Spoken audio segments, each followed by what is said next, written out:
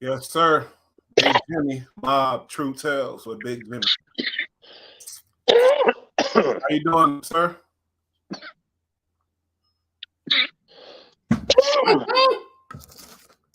Looks like you're doing pretty well. Looks like you're doing good there. I am doing good. How you doing? I'm good. I'm good. Same old stuff. Same Yeah, old shit, Luke, right? yeah. Very interested in today's episode. You said you wanted to speak on Gotti, and I know you never met him or nothing, but you have relations with him and people involved with all the situations. So that's going to be great. And you're going to go more in depth with about Sammy the Bull and certain things like that. You did the house right next to Castellano, who was Gotti's boss. So you got a lot of information, a lot of intel. But I also did the house. I did Castellano's house. Oh wow, yeah, yeah. Yeah, I worked on Castellano's house when Eddie Papetti from Goldman Sachs bought it, and I worked on the Castellano house when Paul Castellano owned it because they couldn't bring in an artist from Italy to work on his house and there was a detail that had to be repaired. And I was recommended because I did a lot of artwork up on Toad Hill, and next minute they said, "Hey, I got a kid," and Paul Castellano said, "A kid?" He goes, "Yeah." He's like 26. I think I was 25 at the time. It was 1985 and 1986. Oh, that's crazy. So wow, yeah, that's amazing right there alone. Yeah, absolutely. And that's why my experiences with these people and this stuff was never tumultuous, only in certain situations. But to be honest with you, what was really interesting was, you're meeting these people, you're being recommended to them. Not that I'm a worker, I'm an artist, I'm a construction, I'm a contractor, I do detail work. I don't associate with these people. But you're a businessman and you're doing business with somebody. I got to tell you, he was a total gentleman. Treated me very, very nice, and said I couldn't get anybody to match these bricks because they actually had an artist come in and do the whole interior. It was hand painted by an artist from Italy. And I had to match the hues of the paint and touch up. So Castellano, we're talking about here a lot, just to be clear. And you said he's a gentleman and everything. Do you remember the first time you met him and like where how it was? Yeah, I went up to his house. Of course, I was searched before I went into the house. I mentioned who I was. He said, "Pull in the driveway." They opened the door. There was maybe 4 or 5 men waiting at the door near me, and they knew I didn't have anything on me. And I came in. I didn't meet Paul the first day. A guy that was the keeper of the house showed me the work, and I said, "Sure, no problem, absolutely, I can match it. I'd have to match the hues." And they said, "Look, what is it going to cost? Like, how much do you need to?" I said, "Well, it's going to cost around." I said, "I think the price was like $17,000-$18,000," and they said, "That's very reasonable." Wow. I said, "Sir," I said, it wasn't really a lot, Mook, but for them, they thought it was very reasonable. He wound up giving me $25,000. Nice. So you did because I was a gentleman. I went in the house. I took my shoes off. I was the only one that went in the house. I didn't bring all people in. I did the work myself. It took me 2 weeks. And the second time I went back, I said, "Yes, I can start." It was in the winter. I remember it was cold because I had the fireplace going. And this was when the mansion was the mansion. When we were doing the work on the house next door, yeah, it wasn't the same, right? They tore that house down and redid the whole thing. I didn't know that. They tore that whole house down and redid it. And that gentleman is a very well-to-do guy. Obviously. So I went back, and all of a sudden, I see this elderly gentleman walking back and forth in the hallway, and he's talking to Tommy Bellotti. Okay. Who my father happened to be partners with the Bellotti brothers, the guy that got shot. Okay. They were in a landscaping company together.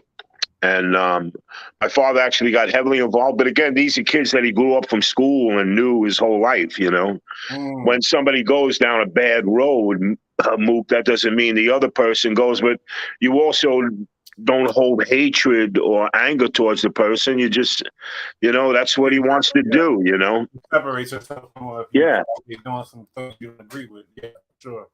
So like I'm painting for like 6, 7 hours. Then I don't hear nobody. I don't see nobody in the house. This guy kept coming in. Everything okay? They knew I was all right. They knew I was a legitimate guy, so they weren't worried. Then all of a sudden, I'm ready to pack up. I'm leaving, and the guy. There was a back entrance to go upstairs, and the guy comes up to the second floor, and he's with his daughter, Mm-hmm. and I'm sorry, it wasn't his daughter. It was his maid. She was cleaning, and he came up and he started talking to me. He said, "Hey, how you doing?" He goes, "How you?" He goes, "We were looking for somebody to do that," and that was Paul Castellano. He said, Mm. "We were looking for somebody for months." He goes, "How's a young guy like you know how to do this?" And I said, "Well, I said to tell you the truth, Mr. Castellano." And he goes, "What's your name?" I said, "Jimmy." "Yeah, what's your last name?" "DeLuise." "DeLuise, that sounds familiar." That's exactly what he said. He goes, "Well," he goes, "We couldn't find anybody. How did you learn all this stuff?" And I said, "Actually, I worked for theatrical artists when I was a teenager, and I worked for Space Block, and I learned how to do finishes. I was doing CBS, staging for their soap operas." And he said, "Oh my God." We talked for about an hour. He asked me to come downstairs, have a cup of coffee. Mm. And this was the day I was finishing. I didn't see him the whole time I was doing the job. Mm-hmm. And I had coffee. There was a few other people. I think Tommy Bilotti was there. And that's the other guy that got shot. That was his right hand Yeah, man. right hand man. Very dangerous guy. I'm Very. sorry. I don't mean to cut you off. How long Yeah. did the job take? You know what I This mean? job took 2 weeks. So you didn't see him until the No, last day. no, I saw him. I saw him like talking and Oh, walking, and people coming in and out, and he's talking to them. But I never met him till the last day, Mook. mm, And he came over and talked to me, and he had a cup of coffee, and he didn't ask me. I don't know the gentleman that asked me. He goes, "Hey, what do we owe you?" And he said, "Sir, the whole job was 18. You gave me 5 for the material." He goes, "So we owe you 13." And then Paul Castellano leaned over and he put his hand, on the side of his mouth so you wouldn't see what he's saying. He whispered in the guy's ear and must have had cash in the house or whatever. He came back and he gave me, I think it was $20,000. That's right. He gave me 5, and it came out to 25. And I said, "Oh, Mr. Castellano, I think you gave me too much." I don't know if they were testing my honesty. so you had to check. Yeah. When I came back, I went in the car and I'm going, "Oh my God, man, these guys gave me too much money. They only owed me like 13." I remember that number. So I knocked on the door and they go, "Hey, what's going on?" I said, "Sir, I think you gave me too much money. I wanted to return the rest to you. You might have miscounted." Or Mm-hmm. he goes, "No, we didn't miscount." I said, "Paul said, take care and have a nice day." And then right in the back of the hallway, he waved to me like, "It's all right, man." Oh wow. And he said, "Thanks for a good job." So it was really interesting to meet him. Mm-hmm. Who would know that a year later, he was going to get So, so shot, did you see the infamous maid? Yes, I met his mate. Okay, so what was your first impression of Castellano before we move on? Like when you My first impression of him, old guy, tall, very tall guy. I think 6'4", 6'5". His son was tall. I did some stuff for his son, Phil. Um, and he lived down on the water. He moved out. They owned a big concrete company. That's another story. How he took that over was very interesting. mm-hmm. But I thought he was just a very quiet, very soft-spoken person. He wasn't like a loudmouth, and he didn't talk. He talked very sophisticated, very businesslike. Mm-hmm. I mean, he really very sharp. When he was going out one day, I never even talked to him, but as he's passing through the main entrance of the hallway, the car came up. He was wearing he was wearing a suit that had to be around $5,000. Mm-hmm. And it probably was a Catani suit. There was a famous Italian uh, what do you call tailor that custom made suits. You would go pick the goods, and then they would, custom fit you. But I was impressed by what he was with. The shoes were like, he looked like to the nines, unbelievable.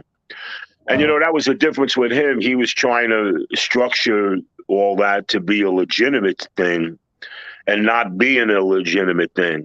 That's why they didn't like him. That's why, Gotti killed him, because he knew that Gotti's guys and him were dealing drugs. And he knew that Paul Castellano didn't want that. And I respect that. You're doing your thing. You're not robbing your people. And Paul was just greedy. But they were opening up legitimate businesses. These guys owned Scaramella Concrete. I mean, everybody knew that. You Yeah. on Staten Island, yeah, Castellano owns that. You just knew. He took over the concrete industry. He just... So you knew who he was when you were doing his work, right? Oh, yeah. I definitely, without a doubt, yeah. And then another question is, he from what I'm hearing, it sounds like he wasn't as cheap as they're saying, as tight as if he tips you that amount of money.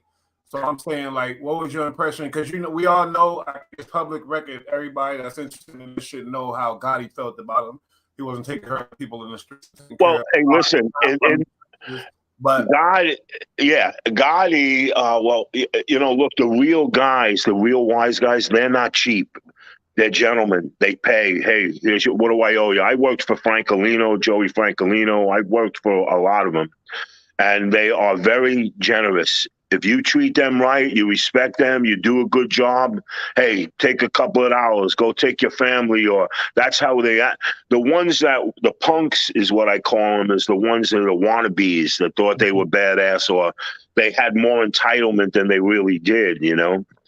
But, as a soft-spoken guy, he was a very smart businessman. He was bringing legitimacy to the Gambino crime family. He was literally making them be legit. And Gotti didn't want that. Gotti was a street thug. Mhm. Gotti was a banger, man, He killed Jimmy Fitzsimmons on Staten Island, Mhm. and whose son owns Jody's. I mean, that's how small Staten Island is. Yeah. So Gotti, we know, was just a bad person, He was a killer. Yeah. So But Carlo Gambino really liked him, Carlo Gambino liked Gotti because he took care of business for him, Mm. I think Carlo was one of the smarter bosses, He was the only one that they couldn't get a thing on, because he lived a humble life, bro. He didn't live in some big mansion. I mean, Paul Castellano lived in what they called the White House.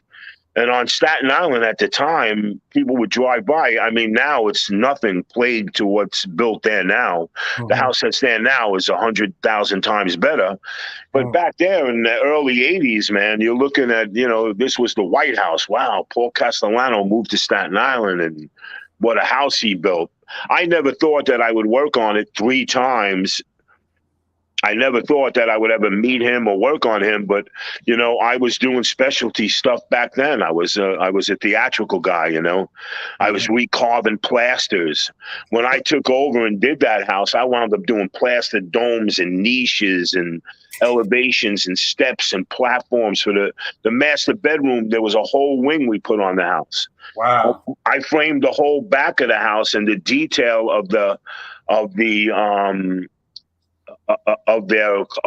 closed, their roofed gazebo in the back with all kinds of chairs and tables and a custom barbecue.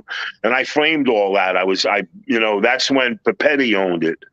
So but you knew who you were working with.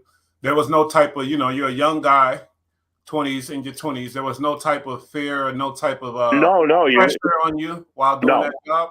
No, of course, look, you're around those people, you got to be nervous. I mean, but he's not, what do you call it? A Sammy the Bulgarano. He's not like that. This guy was a businessman, and he was a gentleman, But I was approached by a very close friend of mine who recommended me to the contractor that was working on the house, because those guys asked the contractor. The contractor asked my friend Butchie, and Butchie said, "Oh my God," he goes, "I got a guy that can do any kind of artwork you need." He goes, "Oh, please, man, we fucked up Paul Castellano's brickwork, and we lost the ladder or the scaffolding, and it cut right through the whole wall, this big Oh high wow. wall."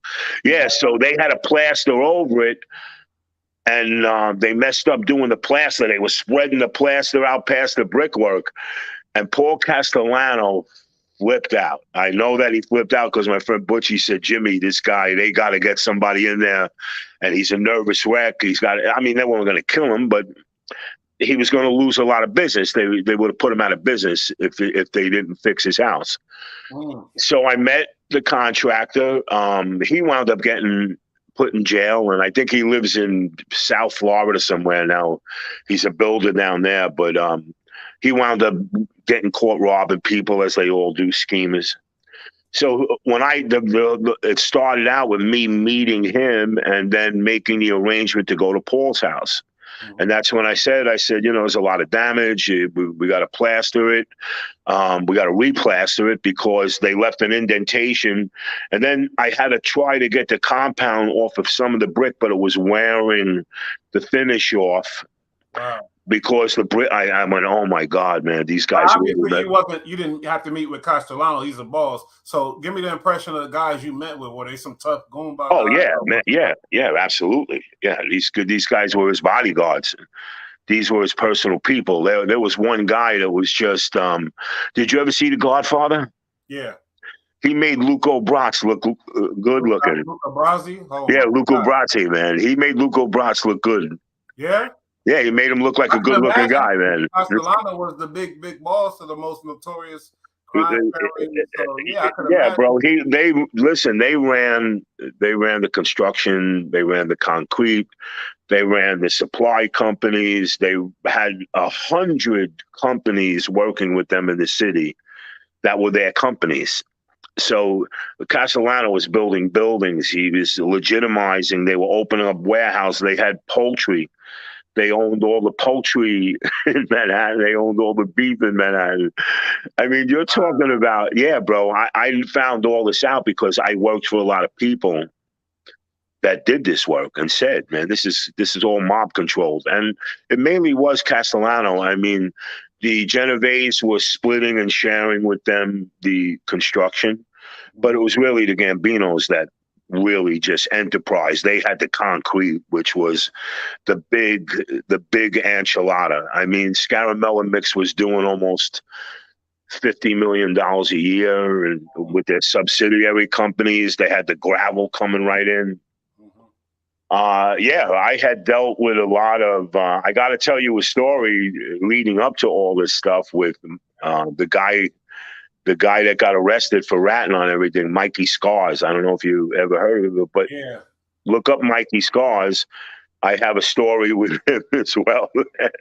That's another episode. Yeah, that's another Wait. episode. Was this introduction with Castellano, did that lead into you doing business with Sammy the Bull and No, no. Gotti? Sammy the Bull, at that time, Sammy the Bull was nothing. He was just like a soldier. And, he had a button, of course, because he did some work for Carlo Gambino. But Sammy the Bull wasn't in the picture. When I went Sammy the Bull, I was not much of a television guy, and you would hear things, but I never knew that it was Sammy the Bull's house I was going to when I went to Sammy the Bull's house to do the work. Never knew it because you got to remember, this was before Castellano was shot. Sammy the Bull and Gotti became infamous once, once Paul was killed. Yeah, but one would think because Castellano's a boss and you were working with him, the word to get around about you, such a young kid that came in and did, you know what I mean? So one No, would think, they were recommending me. I mean, after I did that and I was a gentleman and I said, gentlemen, I thank you so much. My family, I really appreciate this because I was getting married. I wasn't even married then, I was getting married in like 4 months. And no, I'm sorry, 7 months, because yeah, I was doing that job in the winter. But it was really very I every time I left the house, I'm like, look at these guys. They never did a legitimate thing in their life. Here I am. I'm Really breaking my ass, and I mean, the frustrating. chandler. I can see it. Yeah, I'm like, look at this. It's not that I'm not an envious person. I wasn't jealous, but I just looked. I couldn't do that. I can't cheat a person. I can't rob. I can't lie. What am I doing here? Like, I'm looking at this. I'm busting my ass. Yes, sir. No, sir. Working like a dog and saving to try to buy a house and, build a But then life. I never, he give you that $8,000 tip, and you're like, hey, he's a good guy. yeah, yeah, man. Yeah, totally. Look, it just plagued me to know that how much money these guys really have. Damn. Okay, so before we get to Gotti, that's what the show is about. That's what the picture is. And people that click on, they want to hear about that. But Sammy the Bull, how did you get into that? Where was Gotti at when you met him? Like, where was it all at? Because when you was doing Castellano's house, Gotti was nobody, obviously. No, he was just a guy going in and out of jail. He was put up on a couple of murder charges. He was a thief. He's a thug. Yeah, exactly. And he was just a street thug at that time, and so was Sammy the Bull Gravano. These guys were street thugs. That's how they But the story why I mentioned Jhon Gotti is that my uncle was a criminal lawyer for Frankie Dapolito, who was probably the nicest person I ever met in my life. He was a gentleman. He passed away, him and his wife, Rose. And when I went to see my uncle, I always saw Frankie Dapp. And Frankie Dapp was the concierge for Gotti. Never knew this.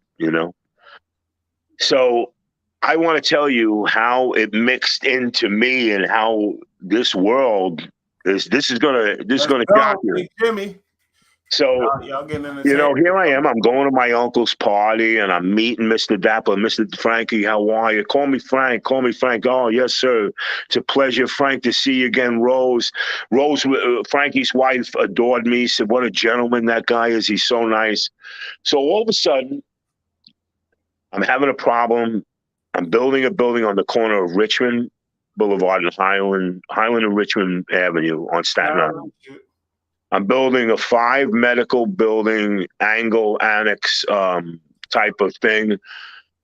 We put the foundation in. I'm working for Joe Romagnolo at the time, and then the union comes and blockades the whole job. They're sitting there, they're stealing blocks, and I couldn't prove they were stealing blocks. People why the union usually comes on jobs.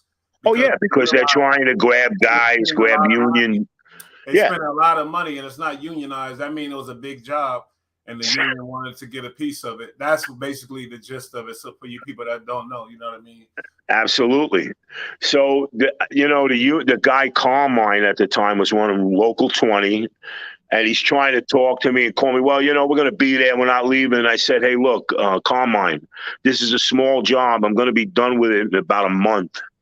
I said, this ain't a union job. Oh yeah, it's a union job.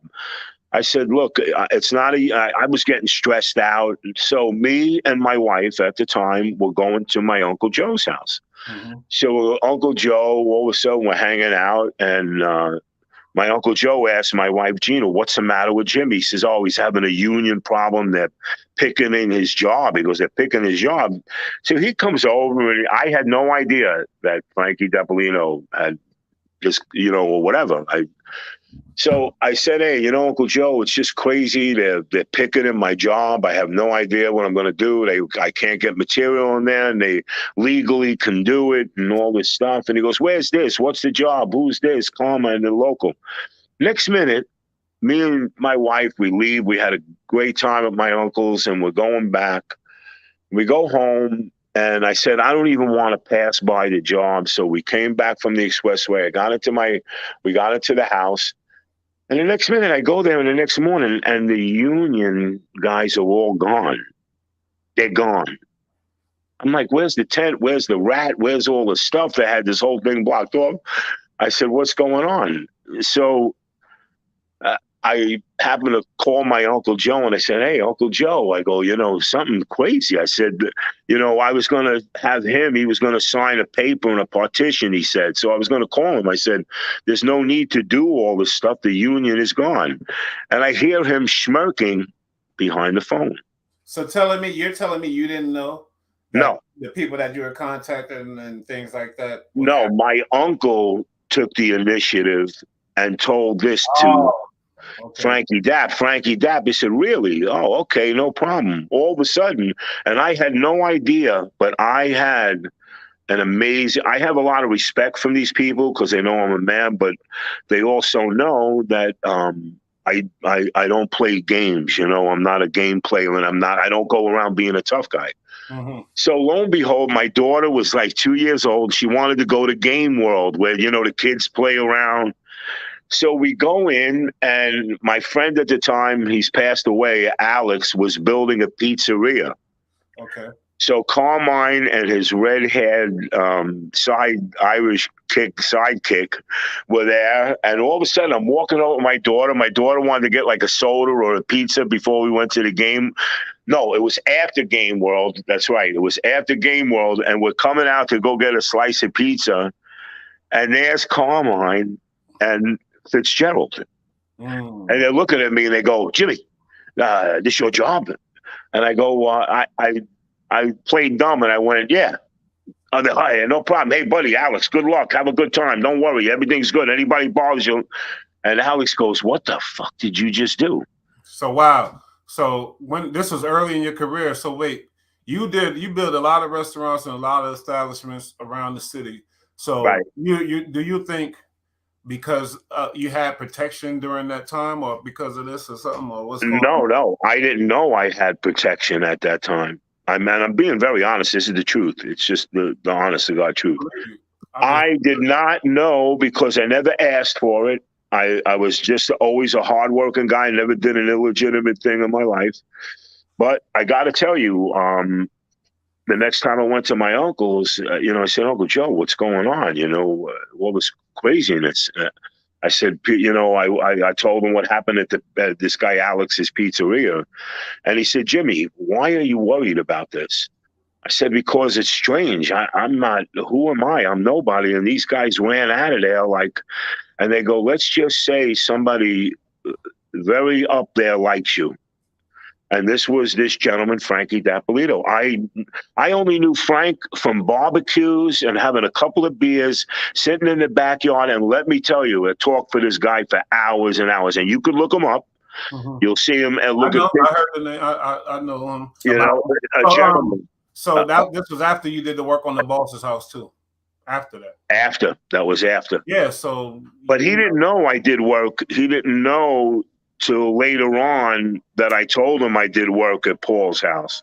Mm, Because when he mentioned, he goes, "I just did work there before he passed away," and he was very good friends with Paul Castellano. okay. But So when you think things, he didn't know, but I think he did know. That's just what I think. But I what's don't that? know that he knew that you was a good guy. You did work for Castellano and this and No, that. when I told him that, he actually said, he goes, "It's very sad, but Paul was a good guy."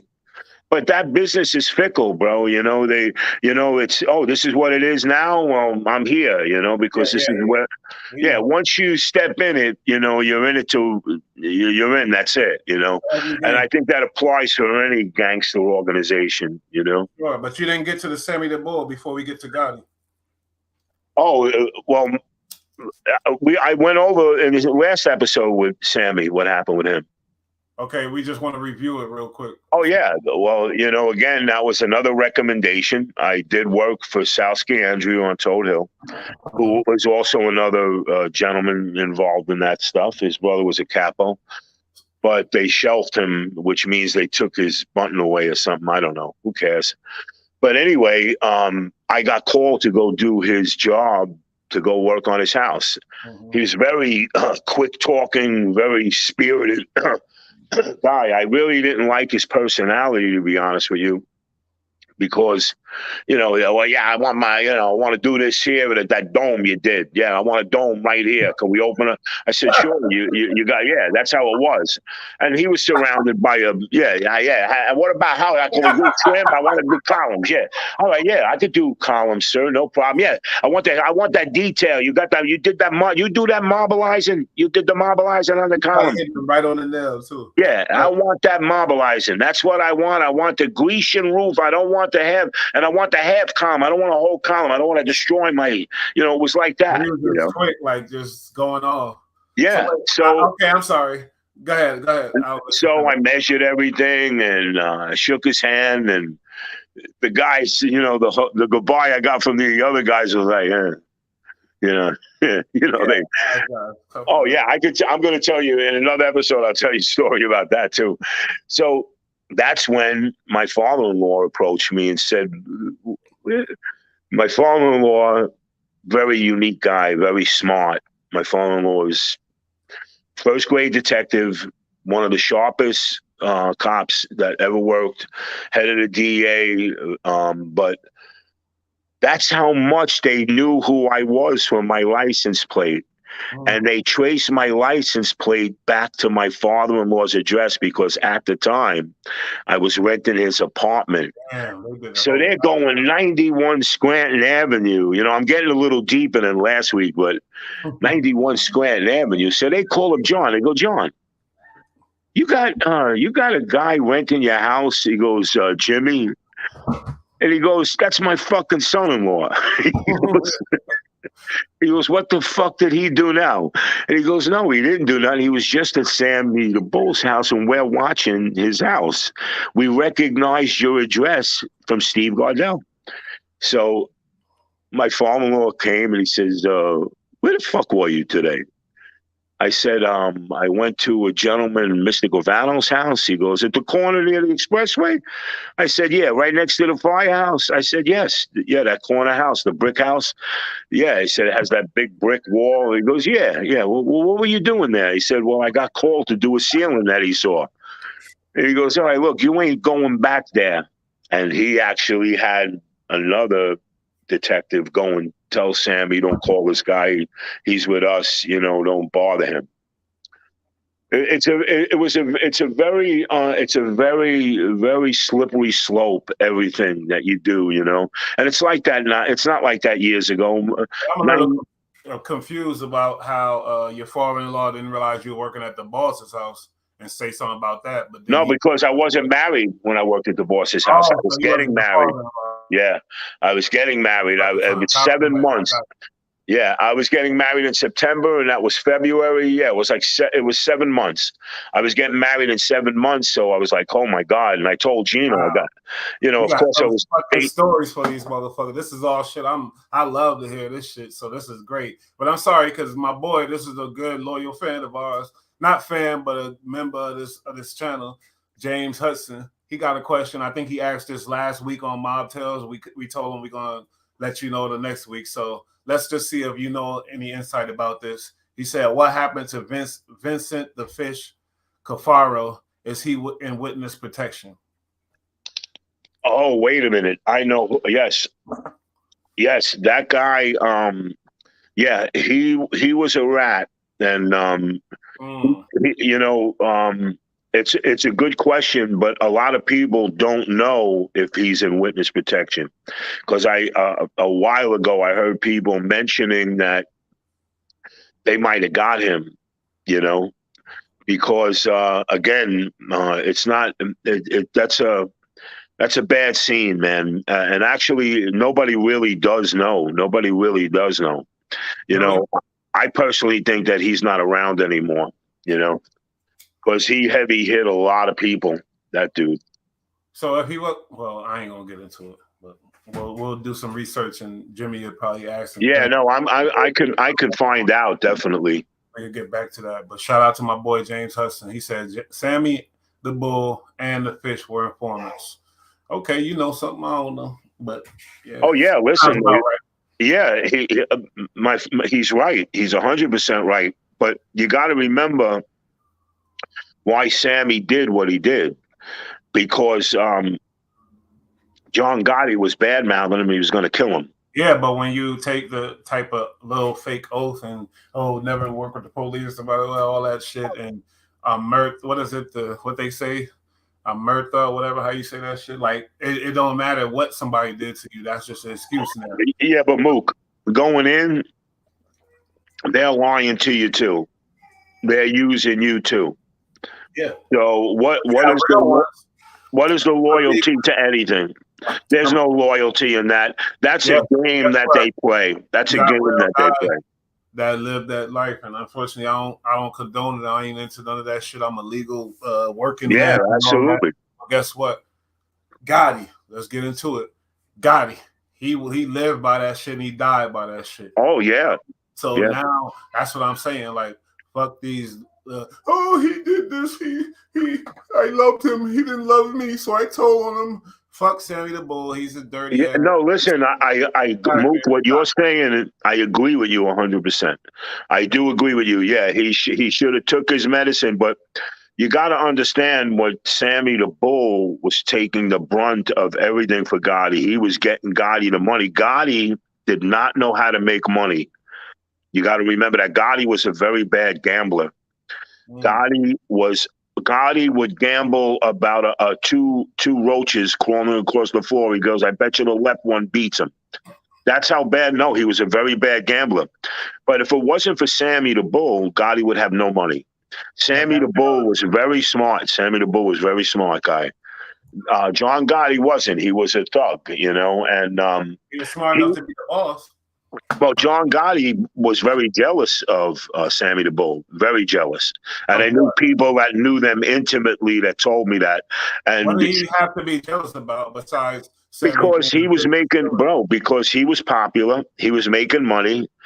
And when you have that ability and somebody else doesn't, if you have that tendency to be jealous, you're going to be jealous of that person. I don't give a fuck because Jhon Gotti's character is still over Sammy the Bull based on what they did with their lives. To me, now I can see how dangerous a guy like Sammy the Bull is, a killer that's cunning and able to finesse and talk, and people already know they knew he was a killer, and he still come in and handled it. Like, yeah, I can see how dangerous that is, and that's rare. It's not often you get these type of dudes. And then he got locked up. His grimy ass so selfish. He just told on everybody to get his ass out. Yeah, that's the next level of evil. You got to remember, I agree with you to an extent, but have you heard have you read the transcripts from their conversations? So you saw a guy. Like, fuck him. Yeah, it don't matter. This is thug life, gangster life, mob life. You're not supposed to go. You're not. I agree with you. Hey, look. Well, me and you, what could we do? Be loyal to each other and be loyal to friends. Yeah, every human being is supposed to be loyal, like, to your friends. I don't care if you a gangster or you're a square or if not, then you're not my type of person. That's all. You're fucking. I agree with you. I agree with you because I would never do that. I would never. Somebody robs me. Going down if I was him, and then I'll just Gotti have to deal with how foul he did his boy, who made him rich, who fucking looked out for him, whatever. Because that's it. Because they know it's over. I fucked up. I was loyal to the wrong motherfucker. Right. And that's just how I think. Everybody can talk it, but I ain't one of them. No, I agree with you. I agree, man. It's very true. Yeah. So Gotti, what was the three-way connection or whatever going on with that situation? Okay, so what happened was I built a guy's house down the water and changing the roof, changing this, wanted to doing tile. He owed me like $16,000. The piece of garbage, I said, yeah, give me $1,500 a week. I was due your tile. Well, no, he's a real piece of garbage. I don't care. I say it right to his face. So this guy, Romano, instead of giving me $1,500 a week, he said, here's $500. I'll pay. I'll catch up. He's playing the game. All of a sudden, he owes me $16,000. He said, Jimmy, come to my office. He had like 4 or 5 guys there, like he's trying to scare me and strong on me. And this is what he says. He's looking over me. Now, mind you, in the back of my mind, I'm thinking now that this guy could try something. I had a little fear in me. This guy's going to be something stupid. That's the first time that Frankie Dapolito came into my head. Mm. And as I'm sitting there, he goes, "You know what?" I go, "Well, look, Joe, I just want my money and I want to get out of here, man. I worked for you. You're just gonna catch up to me. You I know sure?" you got a little temper, not to stereotype you or nothing, but you know what I mean. So how did you approach him? Because I Okay, know how so you are, and I well, know. I was in certain situations. I'm very cool, and educating and disciplinary stuff. Yeah, that's where the karate comes out. I want people to, but I'm very diplomatic in that You are, situation. you are, you are. You're right. You are, you So are. he goes like this. He looks at me and he goes, "You know what? I know Jhon Gotti." And I I heard. looked at him very calmly, and I never saw a guy turn white as a ghost. And I went like this. I said, "Joe, are you sure? Are you sure, Joe? Is that where you want to go?" I said, "But do you really know him? Because I hope you do. Because if you don't, somebody's going to hear about it and they're going to be coming." And that's exactly what happened. I went to my uncle. I said, "Look, Uncle Joe, I don't know what to do. I just want to get paid." Next minute, I'm talking about 4 hours later, 5 hours later, I get a phone call. "Jimmy, I want to apologize. I got to talk to you. Please, you got to come here. I need you to." And he's shaking with his voice. And I said, "I'm not coming to your office. You can come to me." So his office was on 8th Avenue in Brooklyn. And he drove to my house and he handed me $16,000. I said, "What's the change, Joe?" And he goes, "Nah." He goes, "Look, I can't get into it right now, but I apologize to you. I'm very sorry. Here's your money. Thank you so much." He wound up paying somebody. Jhon Gotti put somebody on him, and now he had to be on his payroll Mm. because of his conduct to use somebody's voice, you know. And he tried to call me a few years ago. He Mm-hmm. tried to call me a few years ago and he says, "Hey, Jim, you got any work?" I said, "Yeah, I'm busy as hell." That was when we were doing, yeah, that's when we were doing the backyard. And I said, "Joe, how can I help you?" He goes, "Well, I said, "Joe, after the way you treated me and how you acted with me, I would never go anywhere near you. I don't want to talk to you. I don't want to see you. You're a Scumbag. thug. You're a thug wannabe." And I Scumbag. and everybody knows Mook, I can't stand them. So I'm what not year being was this, Jimmy? I'm sorry. this Approximately. This was, let me see, I built his house 1992. So it's amazing how Jhon Gotti's reputation before anybody like in the public knew anything about him. He had a reputation like that amongst. Oh, he was feared, man. Yeah, Yeah, he was. you knew because you were in the construction business. You were. Yeah, man. Listen, man, I could tell you another episode will be the story of the building I built. I dealt with 13 mobsters from different people when I was building a 40,000 square foot building for ICP. Mhm. And when you live in honor, you get deemed the devil. It works that way. And all the good I was trying to do, it's amazing. Yeah. You know what? Staten Island was an influx because they thought if they got out of Brooklyn and Queens and the Yeah, Bronx. yeah, yeah. So the mob took over Staten Island. Yeah. Right. So they went there, and everybody thinks that everybody's a thug and a punk, and that's not true. They're some of the most sophisticated and smartest people, and Yeah, there's a lot of doctors that live on very Staten true. Island that Very true. are, and it's sad, man, because these people have deemed this place. I mean, look at all the people that were killed. Look at Yeah, Frankie Cali. I that's had a, very. ru- I had a run in with that guy. You Hmm. know. But Yeah, karma, a wise guy once told me, you should be careful how you talk. And this is Mikey Scars, for your instance.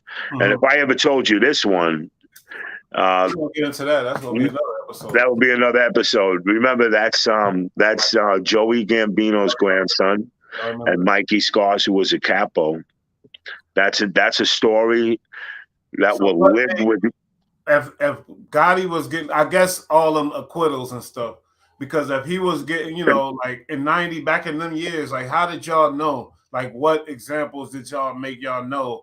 And what, for him to say Gotti, I call Gotti, his name was already infamous. That's Okay, yeah, crazy. but listen, you gotta remember something. Gotti's still who he is, and this guy is just, I call him a jerk off. He's a fucking jerk off. Yeah, I hope he's the Joe Romagnolo who used Gotti's name. I know he's Italian. He's Yeah, Italian. but these are people just want the guy I just did the grotto for. If I want to get my money, I'll get my money, And I'm like, listen to these fucking guys. What are you going to do? You're going to send somebody to my house? I says, I'm going to give him one groin shot and I'm going to give him a knee shot to the chin. The guy ain't waking up till next Tuesday. I asked you if he was Italian because the way you did his voice, it sounded like he was fucking from I don't know where. Oh, So yeah, he was. Yeah, he goes, I know Jhon Gotti. Turned around anyway. What a retard. All right, now shout out to my boy because this is really our true homie. He said, "Did you know Stax Edwards? He was a real character played by Samuel Jackson in Goodfellas. Did you know Stax Edwards?" Oh, no. Listen, I was 16 years old then, man. Yeah, that's way back. Yeah, that stuff was going down in the early 70s. I was on the park pissing on the side of the school with my friends. My boy, that old goddamn homie. He said Stax was involved in the Lufanius heist in NYC. That's the I guess the airport heist where they got that $5 million. The Goodfellas is based off. Well, I remember that. I remember being on the news, the Lufthansa heist. That was $6 million. But the guy Stax Edwards, I saw real pictures of him. But again, here's people not following the rules. And Stax Edwards, they blew him away. They had to, because if they got a hold of him, they would have, So, but you know what? I heard from a lot of people. There was a couple of old timers that actually knew Donald Trump's father and did business, that were wise guys, knew them, and said that he was a damn good guitar player. Wow. Yeah, he used to entertain those guys all the time. You read about, the guy McBratton. I mean, they were ruthless. They were ruthless back then. We have that still, but I call it the silent privilege, because they're really backing away from this brutality, man. Just think about it. Was the Wild West in the 70s, bro. When I was a teenager, okay, you had a gang called The Breed. I watched a guy wait for these lawyers to park because he fucked up his case. And the guy was driving his motorcycle, lit a dry match, went by slow, lit a pipe bomb, and threw it in the car, and then drove off. That's how crazy it was in the 70s. Wow. Everybody thinks like right now it's bad. This is nothing, man. This is sissy stuff. You used to come out of a club and you had guns and not guns, chains and bats and knives, but we never had guns. Mm-hmm. You were fighting with your fists, or you were fighting. That's real tough guy shit. So when he brought up Gotti at the moment, did you get scared? No, I honestly got to tell you something. I knew that's when Frankie came into my head, because he's Jhon Gotti, this guy. This is the guy that Jhon gets advice from, their personal friends. He was with Paul Castellano. This is one of the head of the Gambino family. This guy's a boss. Mm-hmm. And that's the first time Frankie Dapp came into my head. And that's when I said calmly to Joe, I said, Joe, do you really know him? And he didn't say nothing. I said, Joe, I'm asking you a question because I'm going to mention something, and I hope you do know him. If you do, then that'll be great. But if not, and that's exactly what happened. About 4 or 5 hours later, I got home and I took a shower, and I remember relaxing, and my son was like, he was a baby. My wife was pregnant with my daughter, and the phone rang, and I made him come to me, and he gave me my money. And I know that he was uh, John brushed it off and said, "You take care of this guy. You collect." Like, once you mention a guy's name, Yeah. you can't do that It's like because getting a credit card that ain't yours and shit like that. yeah, now you're going around mentioning my name, and you remember the mob wives. Mm-hmm. You I remember worked on it. Renee? I worked on the first season. You know what I mean? Yeah, The but second. Renee's father I knew very well. TG Tony Guasiano I knew very well. Yeah, yeah, I know that. Wow. I could tell you a couple of stories with him too, man. I mean, but yeah, I was plagued with this shit every day of my life for 25 years doing that work I was doing. When I got out of it, of course, I Mm-hmm. mean, I've been in business since 1979. Mook. I started my business when I was 19. I was out of my house when I was 16. I was studying and doing whatever I could to learn and working for people since I was 9 years old. Mm-hmm. But Gotti, never. when you got that money after everything transpired, you knew that money came from Gotti. That's what you felt. The guy No, that that can't. You were talking about Castellano? he Oh just no, no no. no no 16,000. He Yes, paid. yes, He yes, paid yes, when he was old or yes. whatever. I'm sorry. I'm sorry. Yes, yes, yeah, definitely. Yeah, no, it wasn't. It wasn't per se From him. him, but he made. Yeah, it was. What happened was, look, Mook, you got to remember something. There's people on call 24/7. When something has to go down, if something goes down, they want it done. You got to go do it. It's not that you're getting paid or you're allowed to do your business. You have to pay to them. It's not like so they got to do their bidding, sort of say. Mm-hmm. And what happened was there was a phone call dropped, and they had the guy's phone number. He had everything on him. They knew who he was. They knew where he lived on Staten Island. They knew where his office was. They went right to his office. They were there within an hour and a half, 2 hours. That's how quick it was. Wow. Yeah, it was. Yeah, it was in Brooklyn right now. I go send them over there, boom, boom, and tell them this and that, and they're right there. Hey, I'm right here. I'll go see the guy now. That's how it goes down, bro. This shit is not like, boom, they went right in and they surprised him, I heard, because the girl Doris in the office told me. Oh, you heard? Oh, You yeah, made he was that shit shaking. happen, motherfucker. He was shaking, man. And I looked at my Uncle Joe and I said, Uncle Joe, and he looked at me and he smiled. Because it's not like, it really was what it was supposed to be, Mook.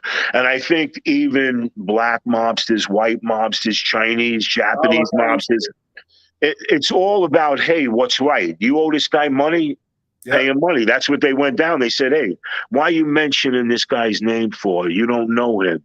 Yeah. And I heard he was stuttering, and it was something I didn't, And he goes, "Well, look, you owe this guy money. Well, we're going to make a suggestion that you pay him right now, and then somebody's going to be now we're going to be talking to you." And that's what went down. Hey, Jim, I'm going to pay. I owe you. I want to pay you right now. This way we get it over with. I'm like, what's the change of heart? So What's cash he brought to you. No, yeah, it's a check. It's yeah. cash or a check. I'm sorry. It was cash or a check. Oh, just cash. Yeah. Mm. Bro, Wow. back then, it was cash. Mook, I gotta tell you, man, in the 80s, it was wild, bro.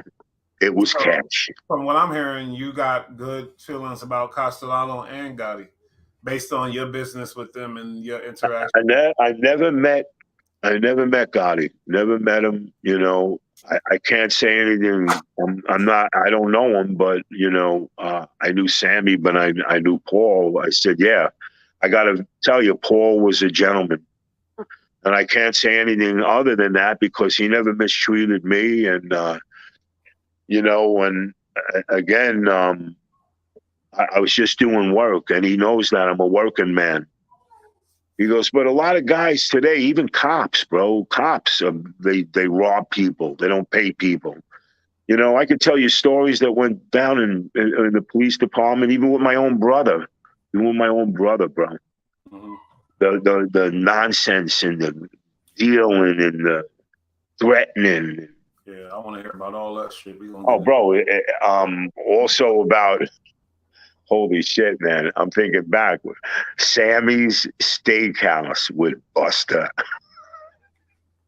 Another story. We get into that. Listen, next week is Sammy's Steakhouse. Busta Rhymes. What? What'd you say with Buster? Who are you talking about? Sammy's Steakhouse Uh huh. and the guy Buster. Oh, that's another guy. All right, Buster. Sammy Steakhouse with Buster. This Damn. this is a good one. This is I the mean, good. That's a good one. this episode. I hope y'all appreciate it. You know what I mean? Gotti, y'all got a little, a little knowledge on the situation. You know, this is all content for the people. Big Jimmy in the building, Staten Island, check it in. And shout out to everybody, you know what I mean? Another episode of Mob Tales. I forgot what I was gonna say. I had something to close it, but I fucking forgot what the hell it was. It was good. What the hell were you doing? Wait, before we close it, and then okay, here we go. And Shut Up, Just Laugh, the movie. Y'all check it out on YouTube, support it. You know what I mean? It's out there. Shut Up and Just Laugh. Banging movie. And I wanted Jimmy to show a piece of art for the day before we go. A piece of my art? Yeah, for the day before you saw this one, right? I don't care. We ain't see it. There we go. There it is. This week's featured piece right there by Jimmy. He's a master artist. Look at that shit. It looks beautiful. American this flag. Is Sabina. You know what I mean? That's Sabina. You know what I mean? Shut Up and Just Laugh, the movie. Y'all support. This is an episode of Mob Tales. You heard? And we out. Check us out next week. We're going to be back at y'all.